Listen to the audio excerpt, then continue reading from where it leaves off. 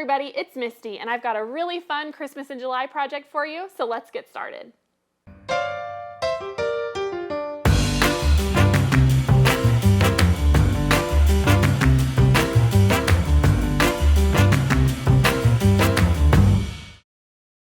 I am so excited about today's project. It is Christmas in July, and so we are going to be making this adorable little bench pillow. It can either be a table runner or a bench pillow, however you want to finish it off. It's great either way, but we are going to do just a little bit of foundation paper piecing to get these awesome three-dimensional prairie point banners that you see on our trees, and I think you're really going to like that. So to make this project, I am using this Kona Over the Rainbow charm pack, and it just has such a great variety of colors here. You're also going to need a ½ yard of your background, which is the white, and a ½ yard of the green to make your trees. You're also going to need basically just a scrap of this gray that I've used for the trunks here. These are just 3 1/4 inch strips that we'll be cutting for that. So if you have something in your stash, that would be perfect. You're also going to want to use our 10-inch paper piecing squares and our large simple wedge template. So let me show you how we're going to do this because it is so much fun. So to start off, we are going to take one of our 10-inch papers, and these are so nice because they're just really thin, super simple to sew through, and the reason that we're doing this is because it gives us a great foundation to work from. When I first tried this design, I just cut out a wedge and made cuts into it. Well, the problem was then my wedge was no longer the same size as this template. And so by working with the papers and doing foundation paper piecing, we get to make sure that this all stays the same size. So to make this easy, I'm just going to line this up along the bottom edge of my paper, and I've got a pin here, and I'm just going to trace the outside of my template, just like so.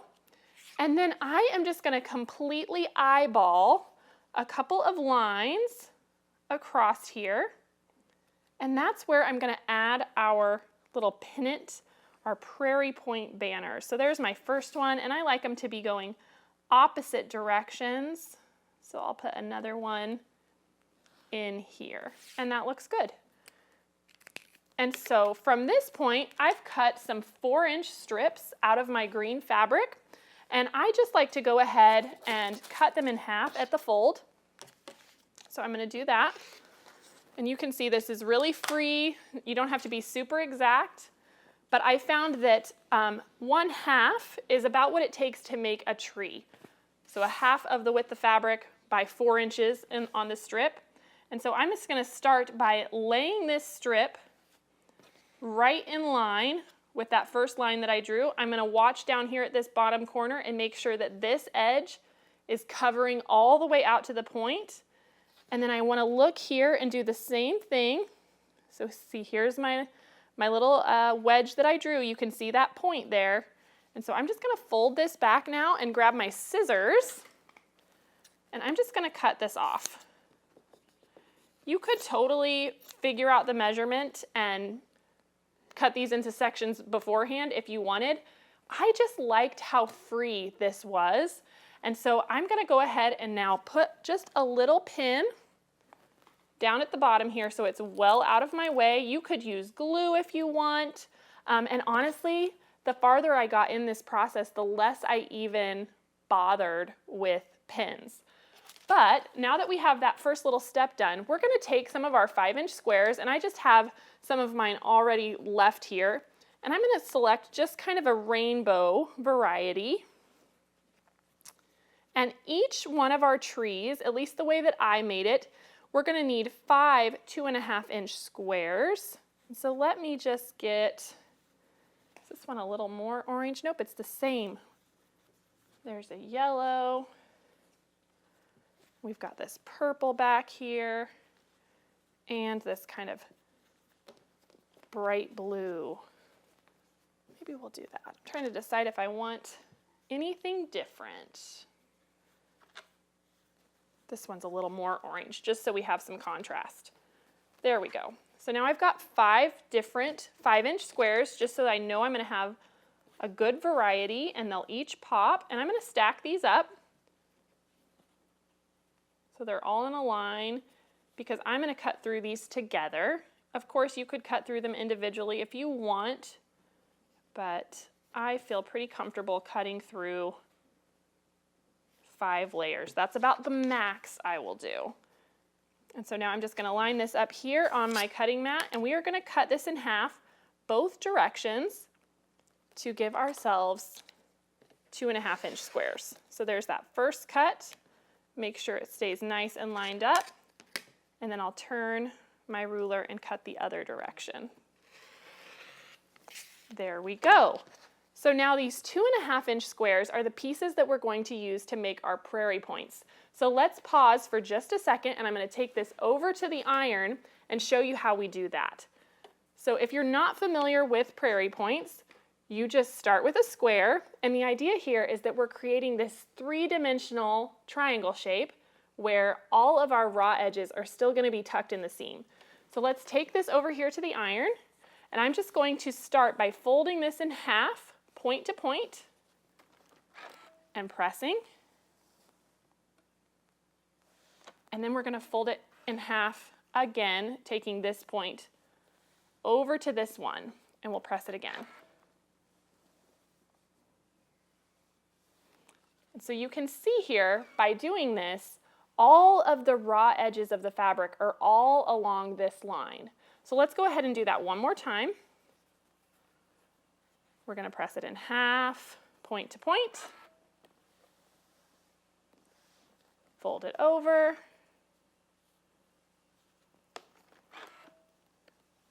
there we go. All right, I'm going to finish up the rest of these, and I'll meet you right back here.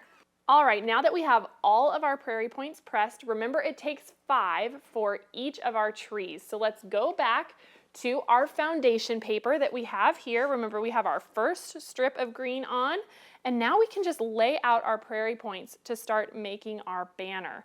So I just begin by setting them on here, and that same raw edge, remember, is lining up with the raw edge of our green, and I just overlap them a little bit, and it's not the same every time. It depends on the line that I drew. And that looks really good. Now that I have that done, I'm going to take my piece of green again, and I just kind of eyeball this the first time because I know I need it to hang over on either side. And so there, now I know I can just cut right about here. And I'm going to sandwich this other piece of green over the prairie points. Now, you can put pins here, so let's go ahead and grab those pins, and I have them ready. But like I said, the more I did this, the more I found I really just kind of pinched it between my fingers and took it to the machine, or I worked on my table right here and took it to the machine from there. But let's go ahead and pin through this so you can see what I mean. Just digging into my mat there.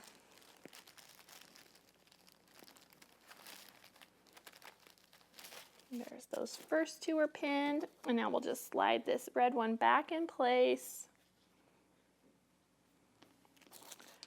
and pin down here. We just want to make sure we're out of the way of where we'll be stitching. There we go. And you can see it doesn't have to be perfectly lined up. This is so forgiving. It's one of the things I like most about foundation paper piecing. And so now that we have this, we are just going to take a normal 1/4-inch seam on this top edge. You do have quite a few layers of fabric here because of those prairie points, so just take your time.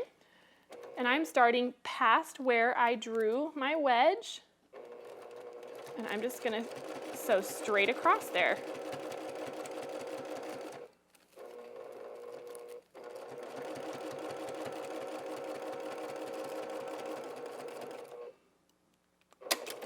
There we go. Now we can take those pins out that we're holding our points in place, and we can just fold this back to get an idea of how it looks.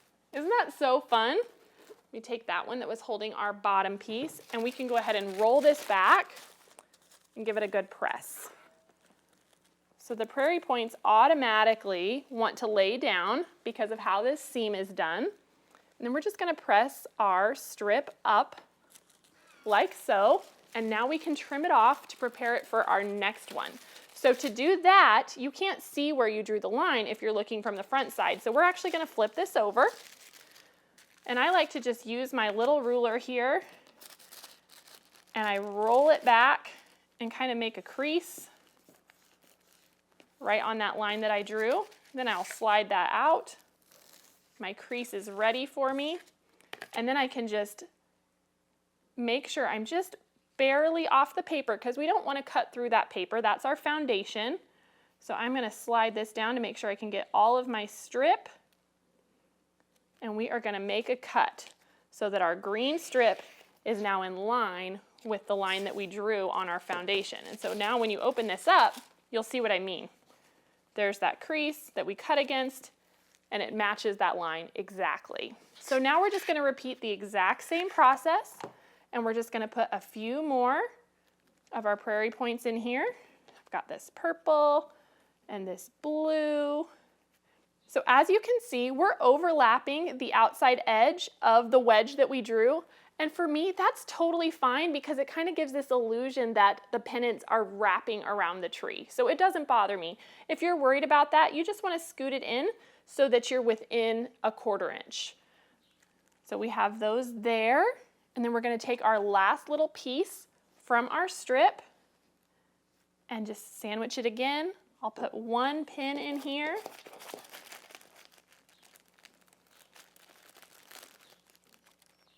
There we go, going through all those layers, and we're going to sew that 1/4 inch seam.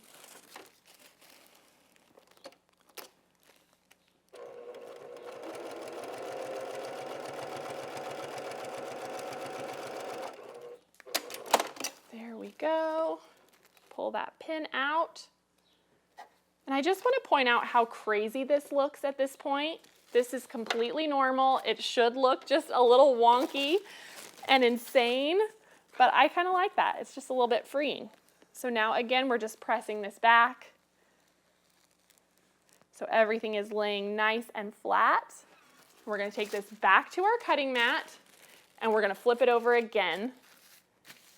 You could try and trim it from the top. I found that I liked going back and looking at what I was using as my starting place, which was that original wedge that I drew on my paper. And so I'm just going to make a few cuts here, line this up with that same wedge that I drew. And we'll cut off that side, and then I'm going to rotate it. Make sure we're all lined up again. And cut. And then we'll cut off that bottom edge. And you can see on every single one of these layers, that 4-inch strip gives us more than enough coverage, but I just didn't want to have to fight with it too hard. So you're welcome to try it with a little bit narrower strip. And then look, when we flip it over, it's just perfect. It's exactly the same size as our wedge template, which is what we want. And so I do keep the paper on for just a little bit longer because we do have a little bit of bias along these edges. So if you want to make sure that your pieces will line up and be easier to work with, I recommend that you leave it on just a bit longer. And so then now let's look at the project here, because you can see in between our trees, we have just a solid background wedge. And so I have a few of those cut. It matches up exactly with our wedge that we used for our trimming and all of this process along the way. And so we are just going to set these together just like so.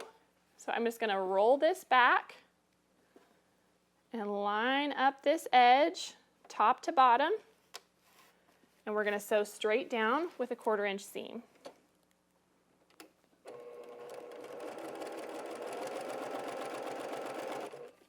Got a little thread caught there. Just take care of that.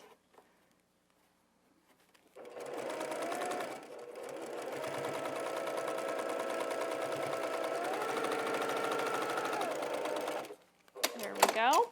Now let's go ahead and press this one back.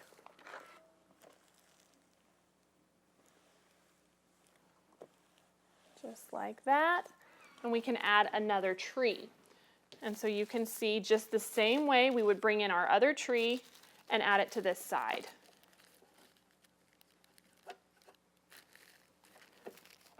You see here.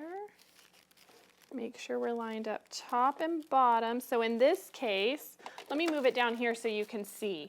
So because I've taken a 1/4 inch seam here and pressed this, it's going the opposite direction now. And I don't have a bottom point to line up with.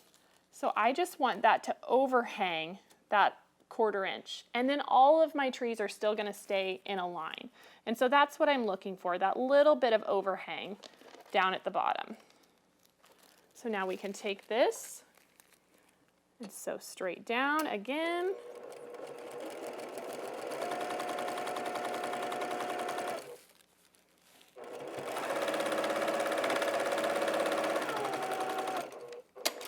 And we can press it back.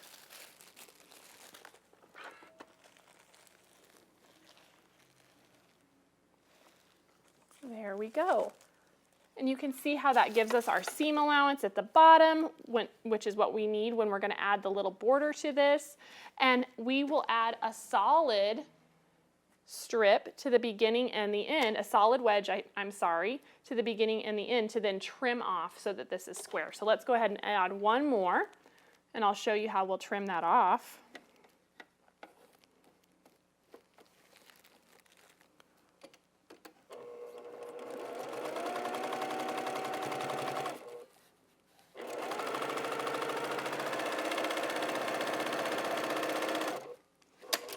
That one, and I'm just going to go ahead and do this other side too, and we'll just make a smaller version.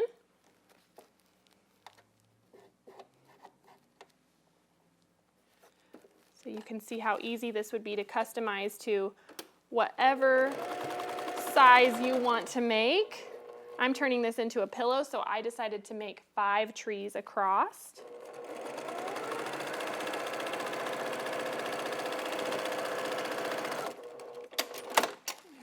And now let's press that back.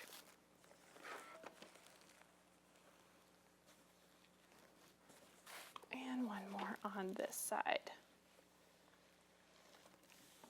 Isn't that so fun? I love how it comes together. And so now that I've got to this point, that's when I would go in and pull out this paper. And you can see how easy it is, especially because we didn't use any glue. We just put a few pins in there. You could totally use just a little bit of glue. A little goes a long way.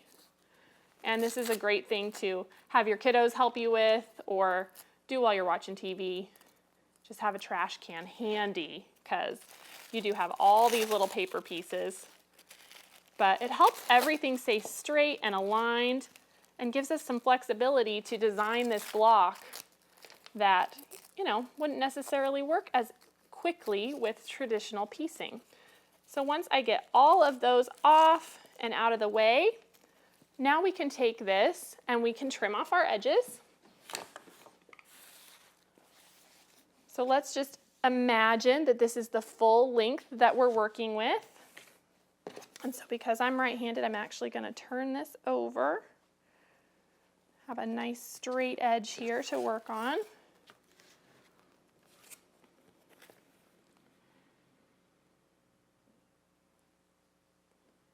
And then what I am looking for is, you can see this little bit of overhang down here at this bottom corner. Let me move this stuff out of the way so that you can see what I'm talking about.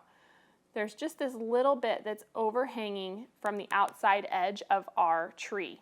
And that is what we need to keep so that we keep our 1/4 inch seam allowance. We don't want to cut right on the edge of the tree. And so I'm going to give just a little bit, watching my 1/4 inch, making sure this is straight down here on this side. And we are going to now trim that off. And so that's how I want that to look. And so then when I add my border, I have a nice square edge. So let's jump over here and talk about this finished topper that I have.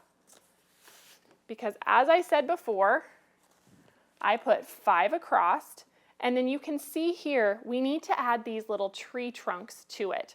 So let me show you how we're going to do that. I have cut some 3 1/4 inch. Let me just double check and make sure that's right. Yes, 3 1/4 inch background strips. And for this little outside piece, we're going to need some 3 1/4 by 3 1/2 inch rectangles. And these are the ones you're going to watch really close because it's only a 1/4 inch difference. And you don't want to make a mistake when you're sewing those on because, you know, you can tug a 1/4 inch and get what you want there. So now, remember it's 3 1/4 tall, so I want to make this 3 1/2. So 1, 2, 3 1/2. Okay.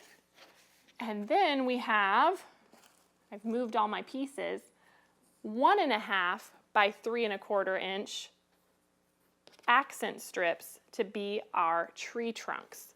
So let's go ahead and sew this to our 3 1/4 by 3 1/2.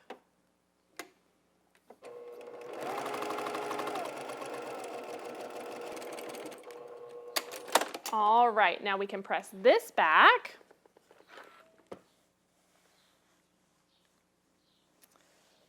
And now, when you look back at our finished top here, you'll notice that this is a wider section here in between our trees. And so that measurement is actually 6 1/4.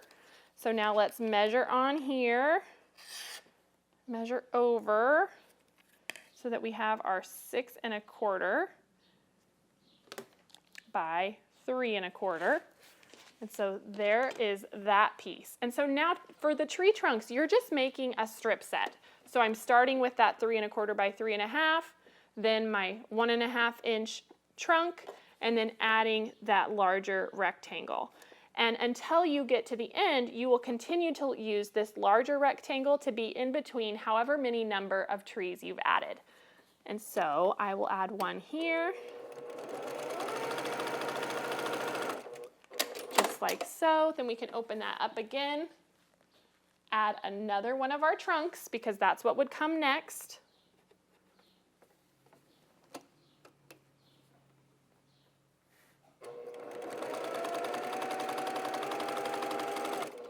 There we go. And for this little one I made, since there's only 2 trees, now we would finish that off with another one of our 3 1/4 by 3 1/2. And on this one, we continued with 1, 2, 3, 4 of those larger rectangles in between. So I'm just going to go ahead and add this little one here just to finish off our strip set so you can see that it always starts and ends with that shorter piece. And then we can just press that all nice and flat.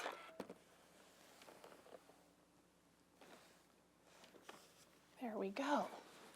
So now let's go ahead and trim this off because I'll just show you how this is going to fit right on top of our tree here with this smaller one that I've made. So let me trim off this other side. All right, so we're going to line this up now and we are just going to trim this off so that our tree piece matches up with our strip set. And this should measure, if I remember correctly, 14 1/2. So I just need to make sure that this is going to line up, which it will. So then I need to just hang off this 1/4 inch on this side and make sure this is nice and straight, which that looks good. Just adjust this. You do want to take your time because you're working with just a little bit different angles. So make it as straight as you can.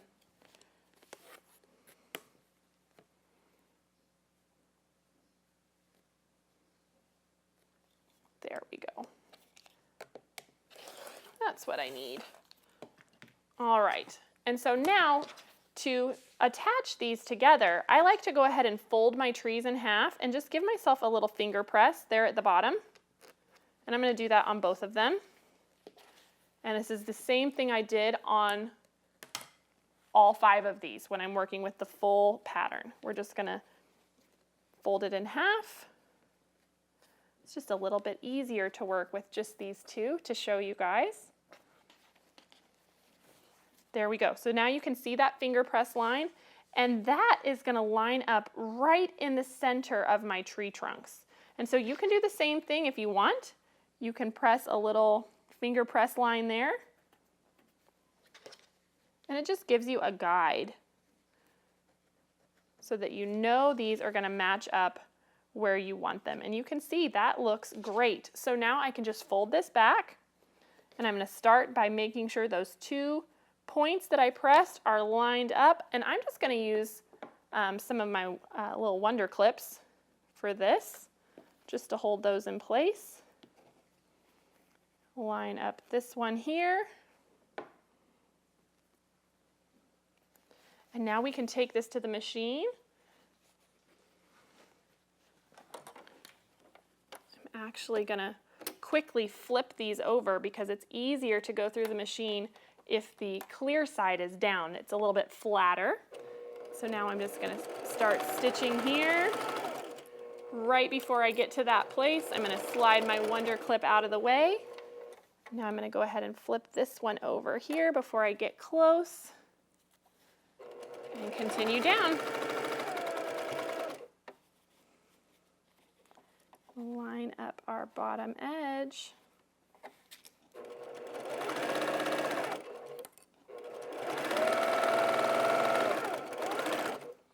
There we go. And now you can see our tree trunks are centered on our trees perfectly, which is exactly what we want. Now let's bounce back to this finished one here so I can show you how I finished this off. All I have done here is add 1.5 inches inner border to each side and the top and bottom, and then I used just the rest of my 5-inch squares. I had so many extra. I just cut them in half so that they're 2.5 by 5, and I added 1, 2, 3, 4, 5, 6, 7, 8 on the top and the bottom, just to add a little bit more pizzazz. I didn't feel the need to do a side border here, so I just left this plain.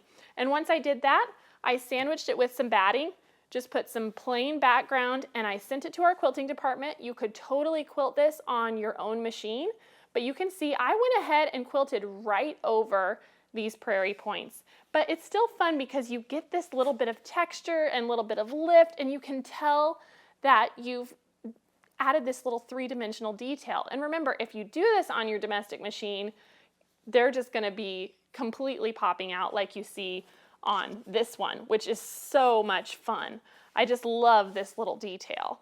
And so now, like I said, I want to turn this into a pillow. If you wanted this to be a runner, from here you would just bind it like normal. But let's go ahead and make some backing for this to turn it into a pillow. Remember, we've got this great little printable that gives you some cheat sheets. I'm planning on using this 16 by 38 rectangle form that we carry here at Missouri Star. And so it tells you the back pieces that it recommends. It says here 17 inches tall by 26 inches wide. You need to cut 2 of those. The one thing I do want to check is what this finishes out, because sometimes you need to adjust that a little bit. And so it looks like this actually only finishes out 36 inches wide. So I'm going to cut down my back pieces a little bit. I'm going to do them 17 by 23. And so I've gone ahead and cut those here, 17 inches tall by 23 inches wide. And what I've done is I've turned under about 1/2 inch once, and then again, and I just pressed that really good.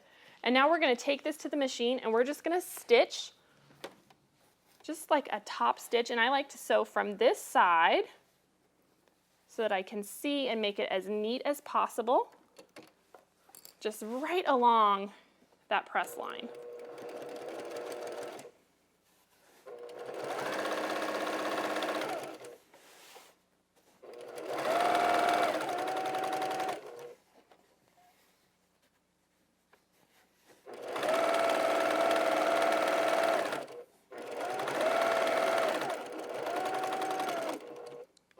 There There we go, and now that is all done. We've got that stitching. It looks great on the top and the bottom. And I have the other one already ready to go. And so now let me move some of this out of the way so I can get this all lined up. I'm just gonna open up my little quilt top that we have finished here.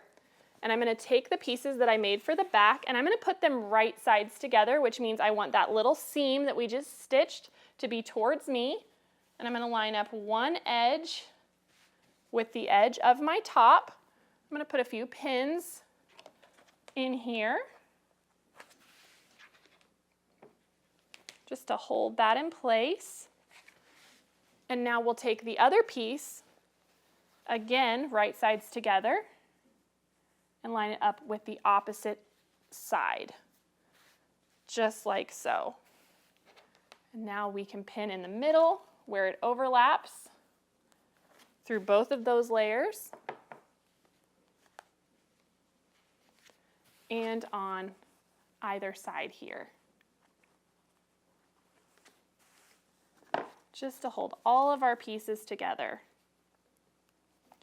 And so now I'm just gonna top stitch all the way around with a little bit wider than my 1/4 inch seam, just because I wanna make sure I catch all of my layers. So this is just gonna be, you know, a little narrower than a 1/2 inch. I guess it's a 3/8 inch seam is what I'm looking for.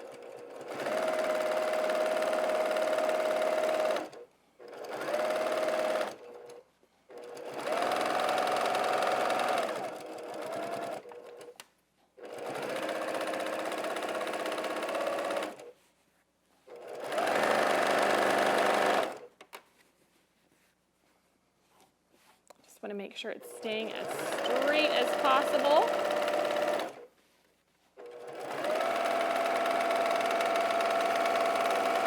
And I've sewn right off that end, and we're just going to turn, and I'm going to finish going all the way around this, and I'll meet you back here. All right, we have made it all the way around. I went ahead and clipped the little corners just to get rid of some of that bulk, and now we can turn this right sides out for our finished bench pillow. And so let's just push this through. Just like so. Make sure we get the corners nice and crisp.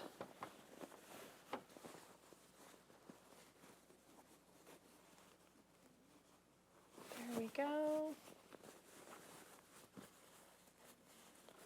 And look at that. Doesn't that look great? It's such a fun project. You can come through and give this a press to make sure that your seams lay nice. But I just think this is so fun and festive for Christmas, and you've got plenty of time to whip these up for yourselves or for gifts. I decided to make it out of solids just because I thought it was so cheery and bright, but this would be adorable in any Christmas collection. In fact, if you make it, please tag me because I would love to see it. So I hope you enjoyed this tutorial, and until next time, have a great week. Hey everyone, it's Misty. Thanks for watching at home.